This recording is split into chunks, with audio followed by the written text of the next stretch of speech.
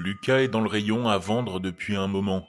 Étiqueté comme le gendre idéal, il se tient à mes côtés, parfaitement immobile, le regard vitreux, fixé droit devant lui.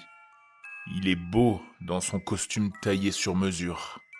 Un sourire étincelant n'apparaît sur ses lèvres que lorsqu'on lui ordonne de sourire. Depuis mon premier jour ici, je n'ai cessé de me demander comment il était devenu un mari. Quand on nous a placés dans les rayons, j'ai saisi sa main. On raconte que certains d'entre nous retrouvent la capacité de ressentir. Une partie de moi le veut. Je veux sentir la main de Lucas dans la mienne. Je veux juste ressentir. Un garde me bouscule, mais je ne lâche pas Lucas. Sa main est glacée, visqueuse, plastique. Il sourit quand on lui dit de sourire. Pourtant, il y a quelques jours, il a tressailli. Ses doigts se sont crispés. Les vendeurs ont parlé d'un dysfonctionnement temporaire. Nous sommes 15 dans le rayon. Mais Lucas et moi sommes les seuls vraiment désirables. Les autres sont trop frais. Ils essaient encore de se battre, de déchirer leurs vêtements, avant de recevoir une balle à l'arrière du crâne. Je suis habitué aux éclats de sang sur mes joues. Heureusement, je suis en plastique. J'ai des pensées en plastique, des souvenirs en plastique. Je ne sens pas la chaleur du sang qui coule sur mon visage. Je suis la femme parfaite. Les acheteurs nous entourent. Un garçon s'arrête devant Lucas, les yeux brillants de larmes. Il lui caresse le visage. « Celui-là » dit-il d'une voix étranglée. Il murmure à l'oreille de la poupée. « Salut Jack, je t'ai retrouvé. » Pour la première fois, mes lèvres forment un vrai sourire. Pas parce qu'on me l'a ordonné.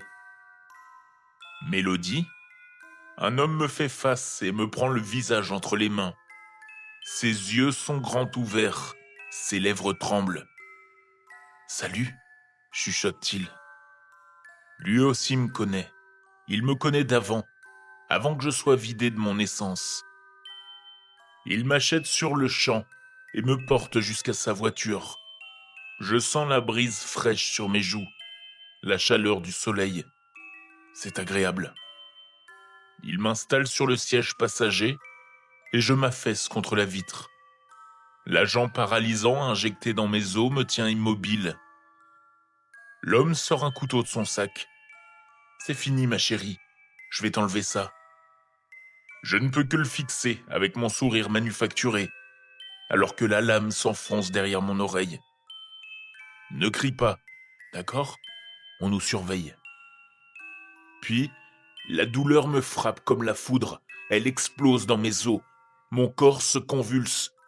Je hurle contre la paume de sa main. Je ressens.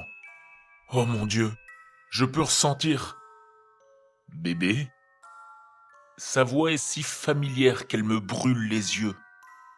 L'homme qui tient mon inhibiteur émotionnel entre ses doigts ensanglantés est mon mari. Il me serre contre lui. Je ne pensais jamais te revoir. C'est là que mes pensées de plastique s'effacent.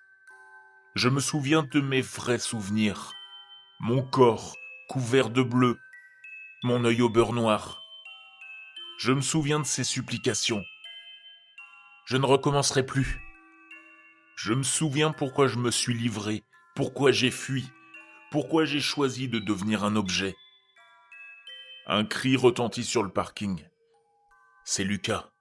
Mon mari me saisit, étouffant mes cris, me forçant à le regarder, alors que Lucas est jeté dans un coffre de voiture par son propre sauveur.